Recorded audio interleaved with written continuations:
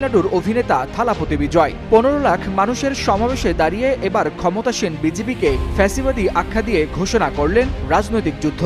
শুধু সিনেমার পর্দায় নয়, তামিলনাড়ুর লাখো তরুণের এই আইডল হয়ে উঠলেন প্রতিরোধের প্রতীক।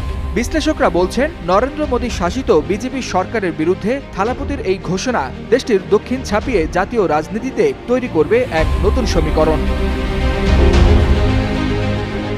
২০২৬ সালের তামিলনাড়ু বিধানসভা নির্বাচনকে সামনে রেখে রাজনীতির অঙ্গনে আটঘাট বেঁধে নেমেছেন অভিনেতা থালাপতি বিজয়। গেল বৃহস্পতিবার মাদুরাইয়ের বিস্তীর্ণ মাঠে নিজ দলের দ্বিতীয় রাজ্য সম্মেলনে ১৫ লাখ মানুষের সমাবেশে দিয়েছেন এক ঝড়ো বার্তা। জানান, ফ্যাসিবাদী বিজেপির বিরুদ্ধে তাদের লড়াই শুরু।